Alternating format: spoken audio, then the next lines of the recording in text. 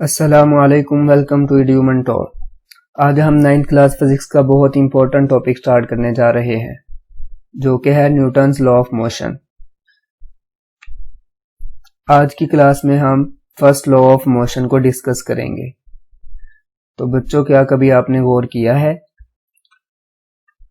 कि एक बुक जो टेबल के ऊपर रखी होती है वो उस वक्त तक अपनी जगह को चेंज नहीं करती जब तक कोई शख्स उसको पकड़कर किसी दूसरी जगह नहीं रखता।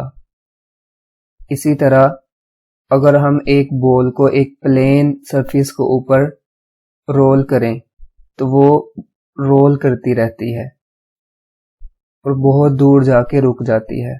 वो रुकती जो है वो सरफेस और बॉल के दरमियान जो फ्रिक्शन होती है उसकी वजह से रुकती है।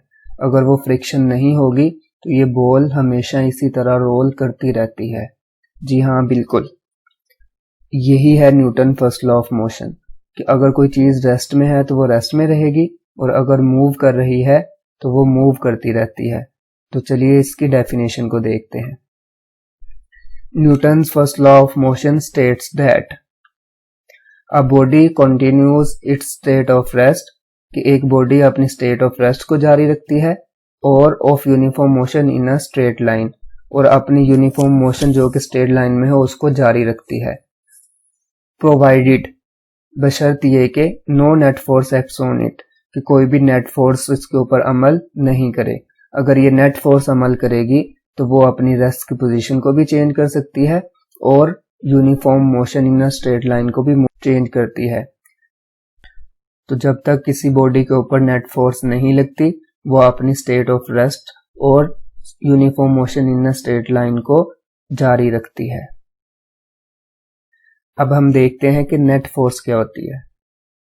Net force is the resultant of all the forces acting on a body. एक बॉडी पर लगने वाली तमाम फोर्सेस का जो रिजल्टेंट होता है उसको हम नेट फोर्स कहते हैं।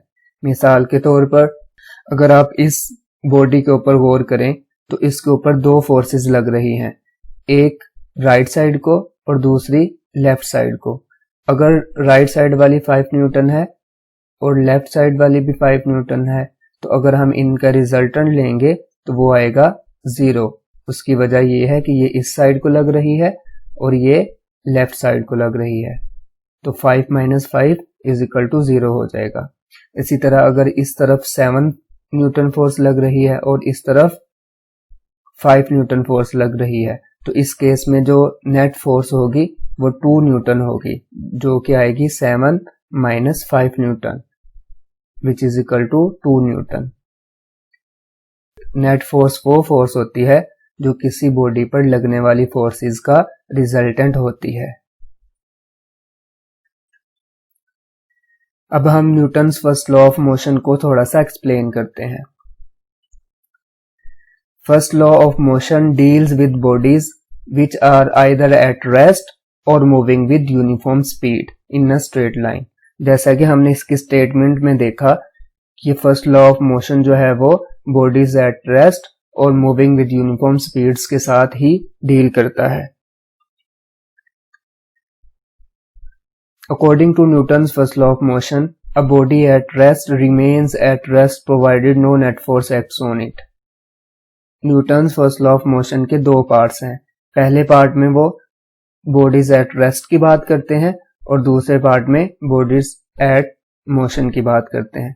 तो पहले पार्ट में a body at rest remains at rest, जो बॉडी रेस्ट में है वो हमेशा रेस्ट में रहेगी, provided no net force acts on it, बशर्ते ये कि उसके ऊपर कोई नेट फोर्स एक्ट नहीं करे। मिसाल के तौर पर ये बुक को हम देख सकते हैं। This part of the law is true as we observe that objects do not move by themselves unless someone moves them. कोई बंदा किसी चीज को मूव नहीं करता, वो चीज अपनी जगह को चेंज नहीं करती। मिसाल के तौर पर a book lying on a table remains at rest as long as no net force acts on it.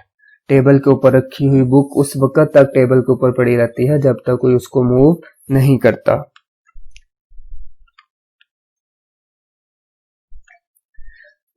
Similarly a moving object does not stop moving by itself, एक हरकत करता हुआ बॉडी कभी भी खुद ब खुद अपनी हरकत को स्टॉप नहीं करता। A ball rolled on a rough ground stops earlier than that rolled on a smooth ground. अगर हम किसी बॉल को एक स्मूथ ग्राउंड के ऊपर, एक प्लेन सरफेस के ऊपर रोल करवाएंगे तो वो दूर तक जाएगा, और अगर रफ ग्राउंड के ऊपर मूव करवाएंगे तो वो थोड़ा सा मूव करने के बाद रुक जाता है। It is because rough surfaces offer greater friction. इसकी वजह यह है कि जो रफ सरफेसेस होती हैं वो ज्यादा फ्रिक्शन प्रोवाइड करती हैं। If there would be no force to oppose the motion, अगर वो फ्रिक्शन की फोर्स वहां पर नहीं होगी तो then the moving body would never stop, तो वो हरकत करती हुई बॉडी कभी भी नहीं रुकती। Newton's first law of motion को हम लॉ ऑफ इनर्शिया भी कहते हैं। उसकी वजह यह है, Newton's first law of motion deals with the inertial property of matter, क्योंकि ये इनर्शियल प्रॉपर्टी ऑफ मैटर के साथ डील करता है। अगर आपने बस पे सफर किया हो तो आप इस मिसाल को आसानी से समझ सकते हैं। अगर गाड़ी तेज रफ्तार से चल रही हो और ड्राइवर सडन ब्रेक अप्लाई कर दे, तो आपने देखा होगा कि तमाम पैसेंजर जो हैं वो आगे की तरफ गिरते हैं या गिरने की कोशिश करते हैं। उसकी वजह यह है कि उनका लोअर पार्ट जो बस के साथ अटैच होता है, जब बस रुकती है अचानक तो वो भी रुक जाता है, और जो अपर पार्ट होता है वो उसी स्पीड के साथ मूव करने की कोशिश करता है, जिसकी वजह से लोग आगे की तरफ गिर सकते हैं, जैसा कि आप इस फुटेज में देख सकते हैं।